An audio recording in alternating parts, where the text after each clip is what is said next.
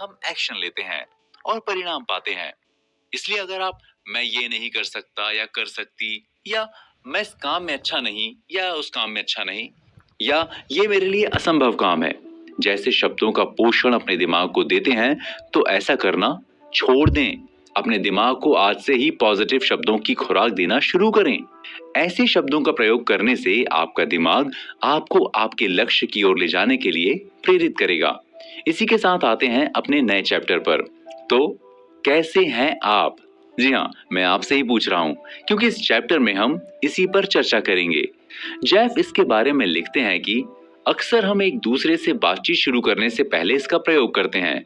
हम इसे लाइटली लेते हैं या एक सामान्य सी प्रतिक्रिया के साथ इसका उत्तर देते हैं, लेकिन हमें इसे खुद से करीब 10 बार पूछना चाहिए कि कैसे हैं आप, और 10 बार इसका उत्तर देना चाहिए। हो सके तो आप इसकी संख्या बढ़ाकर 50 भी कर सकते हैं। इस सामान्य सी दिखने वाली प्रतिक्रिया का हमारे जीवन पर बहुत ही गहरा प्रभाव पड़ता है। इस छोटी सी प्रतिक्रिया से आपका एटीट्यूड झलकता है। ये प्रतिक्रिया आपके एटीट्यूड को बना और बिगाड़ सकती है। इसलिए इसका उत्तर देते समय आपको बहुत ध्यान देना चाहिए। इस प्रश्न का उत्तर देने में लोग 3 तरह के भावों को दर्शाते हैं: पॉजिटिव, कॉमन और नेगेटिव। अब आइए सबसे पहले जान लेते हैं नेगेटिव प्रतिक्रिया के बारे में, क्योंकि ज्यादातर लोग आपको इसी तरह के मिल सकते हैं या मिलते होंगे। ऐसे लोगों से जब आप पूछते हैं कि कैसे हैं आप, तो इनके जवाब इस तरह के होते हैं: ठीक नहीं चल रहा, हालत खराब है, आज का दिन सबसे खराब रहा, जिंदगी से थक गया हूं, यार ये संडे कब आएगा।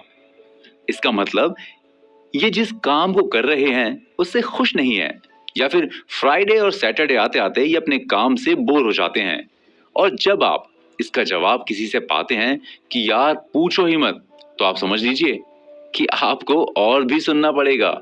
वो इंसान आप जैसे दुर्लभ मनुष्य की खोज कर रहा था। वो अपने दुख का पिटारा लिए आपका ही इंतजार कर रहा था। फिर वो आपसे अपने ऐसे ऐसे दुखों के बारे में बताएगा जिसे कोई भी आसानी से खत्म कर सकता है। फाइनली आपको खुद पर दुख जताना पड़ेगा कि मैं किस मुसीबत में फंस गया, काश मैं इनसे पूछता ही नहीं कि कैसे हैं आप। आप भी अपने पर गौर करें, क्या आप भी ऐसे ही जवाब देते हैं, मतलब नेगेटिव, दुख भरे? अगर आप ऐसा करते हैं तो आपको अपनी ये आदत बदलनी चाहिए। सबसे बड़ी बात कि अगर आप चाहेंगे तो आप अपने इस रवैये को बदल सकते हैं। अब आइए कॉमन जवाब देने वालों के बारे में थोड़ा जान लेते हैं। याद रहे, ये इतने नेगेटिव नहीं होते, लेकिन ये उनसे कम भी नहीं होते। इनका जवाब होता है: अच्छा ही हूं, बस जिंदगी चल रही है, मेरी हालत इससे भी बेकार हो सकती थी, फंसा हूं, बस किसी तरह चला रहा हूं, बस पहले जैसा ही हूं, ठीक हूं। अब तो आपको समझ में आ गया होगा कि इनके उत्तर में ऊर्जा की कमी होती है। ये ना तो बहुत अच्छा फील करते हैं और ना ही अच्छा बनने की कोशिश करते हैं। जो लोग कॉमन या औसत दर्जे के शब्दों का प्रयोग करते हैं, उनके एटीट्यूड भी औसत दर्जे के ही होते हैं। उनके एटीट्यूड भी औसत दर्जे के ही होते हैं। उनमें कुछ नया तलाशने और करने का उत्साह नहीं पनपता। उनका मकसद बस किसी तरह जिंदगी जीते चले जाना है। अब आइए जान लेते हैं पॉजिटिव प्रतिक्रिया देने वाले लोगों का जवाब क्या होता है। अब आपको लग रहा होगा कि पॉजिटिव लोगों के जवाब लास्ट में क्यों? क्योंकि आखिर में आपको पॉजिटिव प्रतिक्रिया की आदत ही डालनी चाहिए। जवाब होते हैं: बहुत बढ़िया, मस्त, शानदार, ग्रेट, जबरदस्त, मस्त जिंदगी जी रहा हूं। तो इनके जवाब ऐसे होते हैं। इनके जवाब सुनकर आपको भी अच्छा लगता है। ऐसे लोगों के चेहरे और चाल में एक ऊर्जा दिखती है। इनसे लोग जुड़ना चाहते हैं। आपको भी अगर सफलता हासिल करना है तो ऐसे ग्रुप के लोगों के साथ तालमेल बिठाएं। ये आप में कभी भी उत्साह की कमी नहीं होने देंगे। यदि आप बार बार ऐसे शब्दों का प्रयोग करेंगे कि मैं अच्छा हूं, तो ईश्वर भी आपके शब्दों को सही ठहराने का प्रयास करता है। आप एक ऐसी पॉजिटिव ऊर्जा जनरेट करेंगे जो आपके आसपास की पॉजिटिव चीजों को आपकी तरफ आकर्षित करेगी। अब तो आप नेगेटिव, कॉमन और पॉजिटिव प्रतिक्रिया का अंतर समझ ही गए होंगे। क्या आप किसी ऐसे के साथ काम करना चाहेंगे जो ये कहे जिंदगी में कुछ हो ही नहीं रहा, बस जिंदगी चल रही है, बिल्कुल नहीं करना चाहेंगे। आप उसके साथ काम करना चाहेंगे जो कहता है जिंदगी मस्त चल रही है, मैं एक शानदार जिंदगी जी रहा हूं। तो फिर आपको भी जिंदगी को शानदार बनाना चाहिए। और जब आपसे कोई पूछे कि कैसे हैं आप, तो एक पॉजिटिव जवाब दें। किसी ने बहुत अच्छी लाइन कही है, मुस्कान आपके रंग रूप को निखारने का सबसे बहुमूल्य उपाय है। इसी के साथ आइए चलते हैं अपने अगले चैप्टर पर। नमस्कार दोस्तों, मैं हूं चेतन। आप सुन रहे हैं एटीट्यूड इज एवरीथिंग की बुक समरी, जिसे लिखा है अमेरिका के प्रसिद्ध मोटिवेशनल स्पीकर और best selling writer Jeff Keller ने। पिछले चैप्टर में हमने जाना, अगर आपसे कोई पूछता है कि कैसे हैं आप, तो उसका जवाब कैसे देना चाहिए। मतलब हमें पॉजिटिव जवाब देना चाहिए। इससे आपसे ज्यादा लोग जुड़ना चाहेंगे। आप अपने आसपास की सकारात्मक ऊर्जा को अपनी ओर आकर्षित करेंगे। इसी पॉजिटिव एनर्जी के साथ आइए इस चैप्टर में कुछ नई चीजें सीखते हैं। हाँ, आगे बात करने से पहले उन लोगों के बारे में बात कर लेते हैं जिनके दिमाग में पिछले चैप्टर को सुनकर ये सवाल आ रहा होगा कि जब अच्छा नहीं चल रहा तो झूठ कैसे बोलूं, मैं सत्यवादी हूं। अगर मैं थका हूं तो जोशीला कैसे बोलूं। बिल्कुल सही, लेकिन जरा आप ही बताइए, क्या आप उस आदमी के साथ दिन बिताना चाहेंगे जो आपसे ये कह दे कि वो थका हुआ है। बिल्कुल नहीं बिताना चाहेंगे। अगर आप भी ऐसे ही जवाब देते हैं तो सच में आपका दिन बुरा जाएगा, थका हुआ जाएगा। लेकिन इसी बीच आपकी कोई खरीदी हुई लॉटरी लग जाए तो आपकी थकान छूमंतर हो जाएगी। आप सोचने लगेंगे कि इन पैसों का क्या करें। 8 साल के लड़के की तरह आप में जोश आ जाएगा। एक्चुअली ज्यादातर मामलों में आप मानसिक रूप से ही थके होते हैं और धीरे धीरे इस थकान को आप अपने रूटीन में शामिल कर लेते हैं। अगर आप इस थकान को पॉजिटिव प्रतिक्रिया से सही करने लगेंगे तो आपको लगेगा कि आपको सच में ऐसा ही महसूस करना चाहिए था। तो अच्छा और सच्चा महसूस करने के लिए झूठ बोलने में कोई दिक्कत नहीं है। विलियम ऑथर वॉर्ड कहते हैं कि ऊर्जावान इरादे से एक सामान्य दिन भी शानदार बनाया जा सकता है। तो अब जब हम अपने दिन की शुरुआत एक पॉजिटिव प्रतिक्रिया से शुरू करने के बारे में जान गए, तो एक और जरूरी बात जान लेते हैं जो ज्यादातर लोगों की बहुत बड़ी समस्या है, शिकायत करना। बहुत से लोगों को शिकायत करना बहुत पसंद है। वो इसे अपनी आदत में इस कदर शुमार कर लेते हैं कि छोटी छोटी चीजों की भी शिकायत करने लगते हैं। फिर उन्हें हर चीज से शिकायत होने लगती है। मतलब फिर वो किसी चीज से खुश नहीं होते। क्या आप किसी ऐसे इंसान के साथ अपना दिन व्यतीत करना चाहेंगे जो बात बात में शिकायत करता हो? बिल्कुल नहीं। आप 2-4 दिन में उससे बोर हो जाएंगे। उसे देखते ही अपना रास्ता बदलने लगेंगे। तो आप फटाफट इस शिकायत करने वाली आदत को छोड़ दें। जेफ यहाँ थोड़ा क्लियर करना चाहते हैं कि आपको थोड़ा ध्यान देना होगा। कभी कभी आपका कोई दोस्त अपने जीवन के कटु अनुभवों के बारे में आपसे बात करेगा या वर्तमान में अपनी हालत को आपसे शेयर करना चाहेगा। तो आप उसे शिकायत समझकर इग्नोर ना करें। एक्चुअली वो आपको अपना समझकर अपनी हालत बताना चाहता है।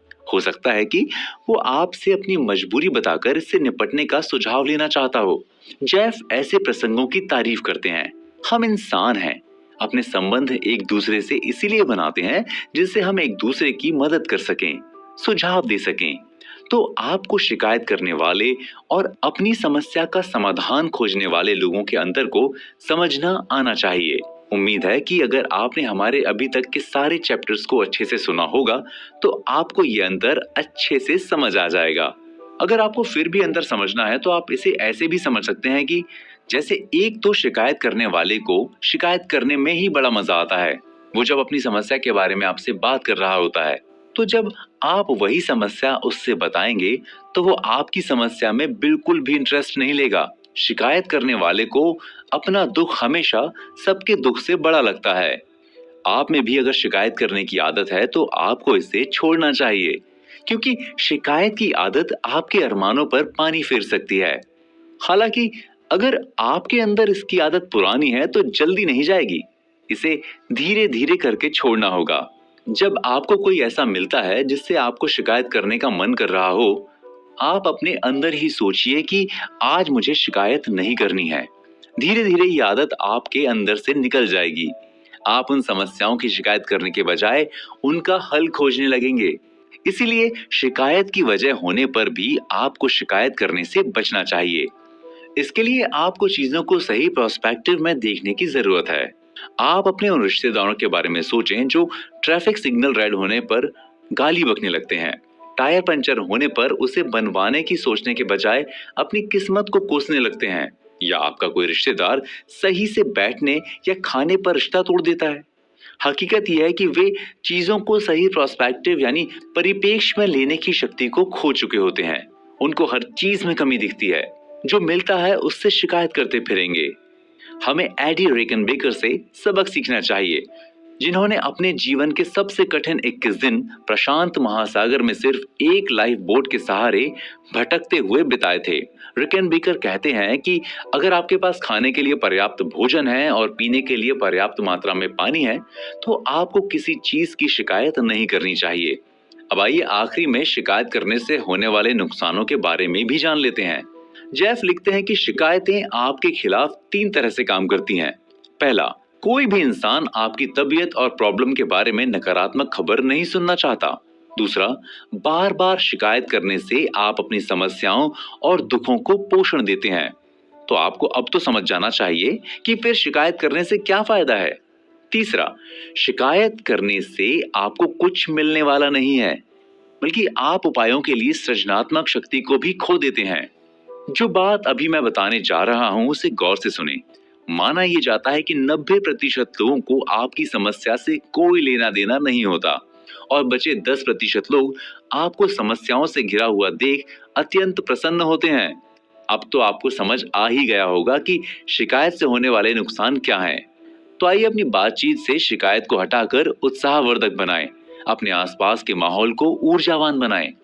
लेडी हॉलैंड के इस कोट के साथ अपने अगले चैप्टर पर आते हैं। वो कहती हैं कि समस्या नवजात शिशु के समान होती है, लालन पालन करने से वो बड़ी होती जाती है। संगत का असर। नमस्कार, मैं हूं चेतन। आप सुन रहे हैं एटीट्यूड इज एवरीथिंग की बुक समरी। किताब के राइटर हैं जेफ केलर। जेफ अपने आप में एक मिसाल हैं। वो एक बहुत बुरे दौर से बाहर आए, खुद तो सफल हुए ही हजारों को अपने मकसद को हासिल करने के लिए प्रेरित भी कर चुके हैं और अभी भी अपने इस कार्य में लगे हुए हैं। ये सब वो अपने एक पॉजिटिव एटीट्यूड की बदौलत कर सके। ये किताब भी मुख्य रूप से इंसान के एटीट्यूड के बारे में है। पिछले चैप्टर में हमने शिकायत और शिकायत करने वाले लोगों के बारे में जाना। हमें ये सबक मिला कि शिकायत हमारे जीवन को किस तरह से और भी कॉम्प्लिकेटेड कर देती है, इसलिए हमें शिकायत करने से बचना चाहिए। अब जब हमने अपने आप को एक शिकायती इंसान बनने से बचा लिया, तो अब हमें संगत के बारे में भी विचार करना चाहिए, क्योंकि हमारी संगत का हमारे जीवन पर बहुत बड़ा प्रभाव पड़ता है। द लिविंग बाइबल के प्रोवर्ब्स 27 का एक प्रसंग कोट करते हुए जेफ लिखते हैं कि आईना इंसान के चेहरे का प्रतिबिंब दिखाता है, लेकिन उसकी संगत से पता चलता है कि वो वास्तव में कैसा है। जी हाँ, आपकी संगत से आपकी असलियत का पता चलता है। माइक का जिक्र करते हुए जेफ लिखते हैं कि जब माइक हाई स्कूल में थे तो अपना ज्यादातर समय पड़ोस के लड़कों के साथ बिताते थे। उसके जीवन का कोई लक्ष्य नहीं था, जिंदगी का मतलब सिर्फ टाइम पास था। उनके पास जब किसी दिन टाइम पास करने के लिए कुछ नहीं होता था तो वे रोड पर आती जाती गाड़ियों को यूं ही देखते रहते थे। अगर माइक उनसे कभी कुछ करने के लिए कहते तो वे उसे हतोत्साहित कर देते थे। माइक चुप हो जाता था। माइक के पास कोई ऑप्शन नहीं था। वो उनके साथ इसलिए रहता था ताकि उसे एक ग्रुप मिला रहे। जब माइक कॉलेज में गया तो वहां भी उसे नकारात्मक सोच वाले लड़के मिले, लेकिन वहां पॉजिटिव सोच वाले विद्यार्थी भी थे। तो माइक ने उनका साथ करना उचित समझा। अब माइक के पास 2 ऑप्शन थे, अच्छी संगत और बुरी संगत के। तो उसने अच्छी संगत का साथ पकड़ा। आज माइक एक वीडियो प्रोडक्शन कंपनी के मालिक हैं। उन्होंने अपने जीवन में एक के बाद एक सफलता को अर्जित किया, क्योंकि माइक को अच्छी संगत का असर मालूम था। जब जेफ ने माइक से उसके पुराने साथियों के बारे में पूछा तो माइक ने जवाब दिया कि वो अभी भी उसी तरह की जिंदगी जी रहे हैं। उन्होंने उसी नजरिए को अपनी लाइफ का हिस्सा बना लिया। आज भी वो रोड साइड पर टाइम पास करते मिल जाएंगे। जेफ ने माइक का एक जीता जागता उदाहरण आपके सामने इसलिए रखा जिससे आपको अच्छी संगत और बुरी संगत का फर्क मालूम हो सके। कभी कभी आप बुरी संगत के दलदल में ना चाहते हुए भी फंस जाते हैं।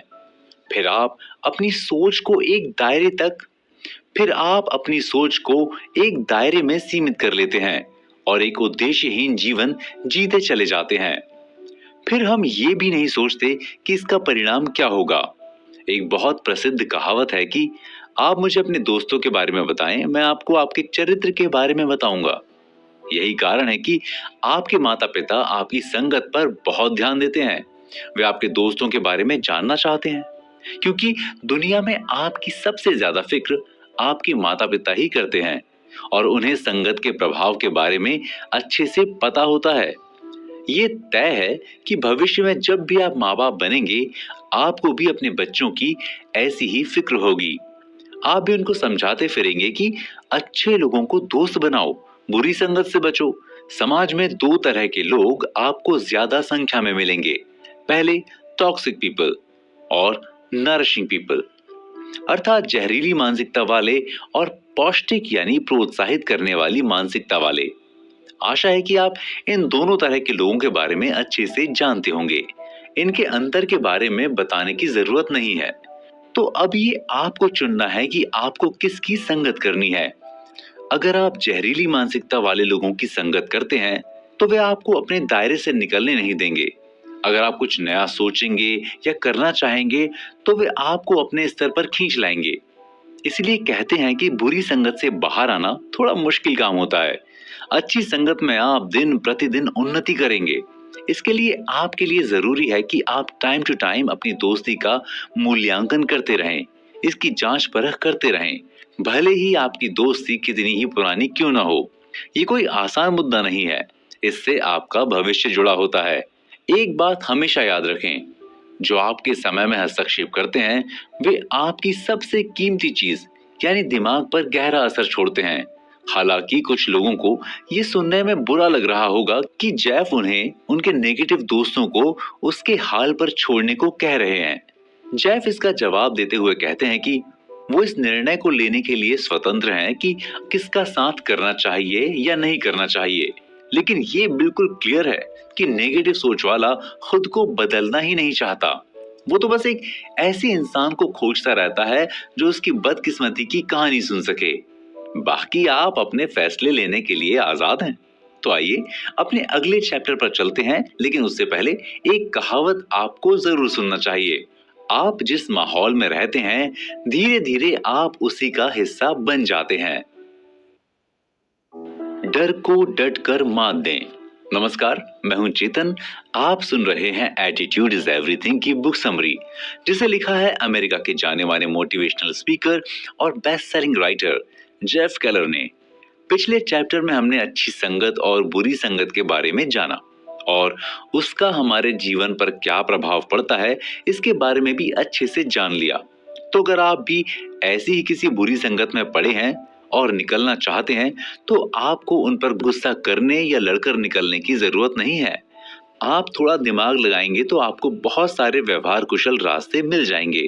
आप उस गलत संगत से बाहर भी आ जाएंगे और आपकी कोई बात भी नहीं बिगड़ेगी। तो आइए अपने इस चैप्टर में किताब के अगले हिस्से पर चर्चा करते हैं। इसमें हम चर्चा करेंगे डर की। डर से तो सभी डरते हैं। अगर आप इंसान हैं तो डर से डरना स्वाभाविक है।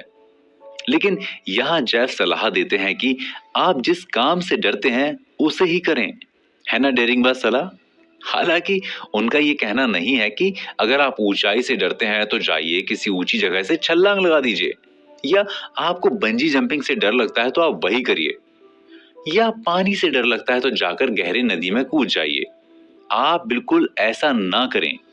जेफ आपके व्यावसायिक और निजी जिंदगी में आने वाले डर को जीतने की बात करते हैं।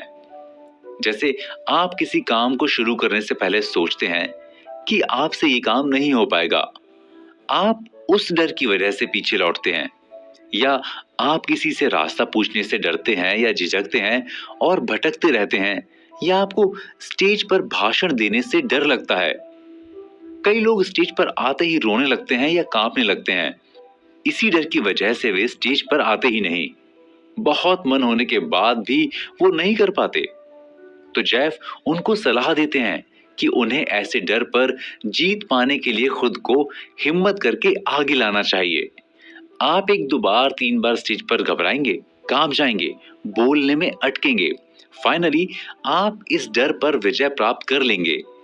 जेफ अपने बारे में बताते हुए खुद लिखते हैं कि वो करीब 30 सालों तक डरते रहे। अपने डर की वजह से वो उस काम को करते चले जा रहे थे जो उनको बिल्कुल पसंद नहीं था। तो आप भी अपने डर पर जीत पाएं और सफलता हासिल करें। रैल्फ वेल्डो एंडरसन कहते हैं कि आप वो करें जिससे आप डरते हैं, एक दिन आपके डर की मृत्यु सुनिश्चित है। Jeff motivational speaker Gill eagles की एक बात का जिक्र करते हुए लिखते हैं कि उनके एक वाक्य ने जेफ की जिंदगी बदल दी। वो वाक्य है, अगर आपको सफल होना है तो आपको बेचैन रहने के लिए तैयार रहना चाहिए। जेफ कहते हैं कि उन्होंने ईगल्स की कई प्रेजेंटेशन सुनी, लेकिन उनकी ये लाइन उनके दिल को छू गई। इससे प्रेरित होकर वो यहाँ तक पहुंचे हैं। कुछ लोग अपना एक कंफर्ट जोन बना लेते हैं। जैसे किसी को काम करते हुए दूसरे को ट्राई करने से डरते हैं। उनको लगता है कि कहीं दूसरे के चक्कर में ये काम भी ना चला जाए जो वो अभी कर रहे हैं, और जिंदगी भर उसी काम को करते रहते हैं। वे अपने कंफर्ट जोन में एक आरामदायक जिंदगी बिताने में लगे रहते हैं। वो उस काम को भी इसलिए पकड़ते हैं क्योंकि वो उनके लिए इजी है। हालांकि बहुतों के लिए उनका काम उनके मन का नहीं होता, फिर भी करते हैं क्योंकि उन्हें उस काम से पैसे के साथ साथ इज्जत भी मिलने लगती है। फिर वो दूसरे काम को ट्राई करने से पहले सोचते हैं कि रिश्तेदार क्या कहेंगे, दूसरा काम न चला तो, फेल होने पर लोग हंसेंगे। इस चक्कर में वो अपने कंफर्ट जोन में फंसते चले जाते हैं। इसलिए अगर आपको सफलता हासिल करना है, अपने मनपसंद काम को करना है, तो आपको अपना कंफर्ट जोन तोड़ना ही पड़ेगा। आप भी अपने डर पर जीत हासिल करें। डरने की वजह से आप कोई दूसरा सरल काम पकड़ लेते हैं और सोचते रहते हैं कि बाद में अपना पसंदीदा काम करेंगे, लेकिन बाद में डर आप पर और भी हावी हो जाता है। फिर आपको बहुत से नुकसान होते हैं, जैसे आपका सेल्फ रिस्पेक्ट कम हो जाता है, आप हताश और निराश महसूस करते हैं, आप अपने भविष्य में मिलने वाली सफलता को खो देते हैं, एक उद्देश्यहीन थकाऊ जिंदगी जीने को मजबूर हो जाते हैं। आप अपने डर को अपने ऊपर हावी ना होने दें, उस पर विजय हासिल करें और एक ऊर्जावान और सफल जिंदगी के मजे लें। बहुत से लोग इसलिए डरते हैं क्योंकि वे असफल होने से घबराते हैं। जेफ एक महिला की कहानी सुनाते हुए लिखते हैं कि एक महिला थी, वो 26 सालों तक अपने क्रेडिट कार्ड का बिल नहीं भर पाई थी। $22,000 की सालाना आय से पहले उसे 18 बार काम से निकाला गया था। उसकी हालत इतनी खराब हो गई थी कि उसे अपनी कार में रात गुजारनी पड़ी। फूड स्टैंपों पर जीवन बिताना पड़ा था। मैं यहाँ फूड स्टैंप के बारे में बताना चाहूंगा। सरकार द्वारा जारी किया गया एक ऐसा स्टैंप है जिसे देकर आप मुफ्त में भोजन कर सकते हैं। अब आपको लग रहा होगा कि जब ये किताब सफलता पर केंद्रित है तो आप असफलता की कहानी क्यों सुना रहे हैं? आपकी सफलता में असफलता का बहुत बड़ा रोल होता है। अगर बार बार आने वाली असफलता से आप घबराते नहीं तो आपका सफल होना निश्चित है। जैसे बचपन में आप साइकिल सीखते समय कई बार गिरते हैं, असफल होते हैं, लेकिन आखिर में आप साइकिल सीख जाते हैं। इसमें सबसे बड़ा योगदान आपकी जिद और बार बार एक ही असफल काम को करने का होता है। अगर आप साइकिल सीखते वक्त आशावादी और पॉजिटिव थे, आपने पहले ही दृढ़ विश्वास बना लिया था कि आपको साइकिल सीखना ही है, और आप कई असफल प्रयासों के बाद सफल हो जाते हैं। इसी के साथ आइए बढ़ते हैं अपने अगले एपिसोड पर, इस वादे के साथ कि अपनी सफलता की राह में आने वाली हर असफलता को स्वीकार करते हुए आगे बढ़ते जाना है, क्योंकि असफलता वो प्रतिक्रिया है जो हमें ये संकेत देती है कि हमें अपने में सुधार की जरूरत है। अब इससे अच्छा क्या है? असफलता से सीख लेते हुए सफलता को गले लगाएं। अगले चैप्टर पर चलने से पहले हमें एल्बर्ट हार्वर्ड का फेमस कोट जरूर सुनना चाहिए। वो कहते हैं कि इंसान की सबसे बड़ी गलती होती है कि वो किसी गलती को करने से डरता है। निष्कर्ष, एटीट्यूड बदलें, जिंदगी बदल जाएगी। नमस्कार, मैं हूं चेतन। आप सुन रहे हैं एटीट्यूड इज एवरीथिंग की बुक समरी। इसके राइटर हैं जेफ केलर। जेफ अपने आप में एक मिसाल हैं। वो एक बहुत बुरे दौर से बाहर आए, खुद तो सफल हुए ही हजारों को सफलता हासिल करने के लिए प्रेरित भी कर चुके हैं और अभी भी इस कार्य में कार्यरत हैं। ये सब वो अपने पॉजिटिव एटीट्यूड की बदौलत कर सके। पिछले एपिसोड में हम दो महत्वपूर्ण चीजों पर चर्चा कर चुके हैं, डर और असफलता। और हमने सीखा कि हमें अपने डर पर विजय प्राप्त करना चाहिए। हमने ये भी जाना कि असफलता से डरना नहीं चाहिए। बिना असफलता के आपको सफलता नहीं मिलेगी। असफलता हमें वो सीख देती है जो हमें सफलता हासिल करने के लिए बहुत जरूरी होती है। हम इस किताब के सभी चैप्टर पर अच्छे से चर्चा कर चुके हैं। हम अपनी बुक समरी के आखिरी पड़ाव में हैं, यानी अपने आखिरी चैप्टर तक पहुंच चुके हैं। जेफ बताते हैं कि हमें नेटवर्किंग का सहारा लेना चाहिए। आपको एक ऐसे नेटवर्क में शामिल होना चाहिए जिससे आपको प्रोत्साहन मिले, साथ ही सीखने को मिले। जेफ कहते हैं कि अगर आप ऊर्जावान और पॉजिटिव हैं तो आपसे बहुत से लोग जुड़ना चाहेंगे, आपके साथ समय बिताना चाहेंगे। जेफ आज जहां है वहां तक पहुंचने में नेटवर्किंग का बहुत बड़ा साथ रहा। 1990 में वो सबसे पहले स्टू कॉमन के नेटवर्क में शामिल हुए, जो एक फ्रीलांस कॉपीराइटर थे। स्टू से मिलना उनके लिए बहुत लाभदायक सिद्ध हुआ। 1992 में स्टू थिंक एंड ग्रो रिच नामक न्यूज़लेटर में एक सहायक लेखक के रूप में कार्यरत हो गए। उन्हीं के सुझाव पर उनके न्यूज़लेटर में एक वकील से मोटिवेशनल बनने की कहानी पब्लिश की गई। फिर थिंक एंड ग्रो रिच से उनका एक एग्रीमेंट हुआ, जिसके तहत जेफ के एटीट्यूड इज एवरीथिंग से जुड़े लेख छापे जाएंगे। लेख पब्लिश होने लगे। जेफ को उनके पाठकों के फोन कॉल और लेटर आने लगे। जेफ की प्रसिद्धि बढ़ने लगी। इसी के जरिए जेफ की मुलाकात जिम डोनोवन से हुई। बाद में दोनों अच्छे दोस्त बन गए। जिम ने पब्लिकेशन इंडस्ट्री के कई प्रकाशकों और दूसरे एजेंट से जेफ की सिफारिश की। हालांकि जिम खुद कई सेल्फ हेल्प की किताबें लिख चुके थे और कई लिख भी रहे थे। उनकी handbook to a happier life और this is your life not a dress rehearsal काफी चर्चित किताबें हैं। इन लोगों से मिलने से जेफ को काफी फायदा हुआ। अगर आप सही नेटवर्क का हिस्सा बनते हैं तो ये आपके लिए किसी चमत्कार की तरह साबित हो सकता है। अगर आपको दो ऑप्शंस दिए जाएं कि आप जल्द सफलता पाना चाहते हैं या देरी से, तो स्वाभाविक है आप जल्दी वाला ऑप्शन चुनेंगे।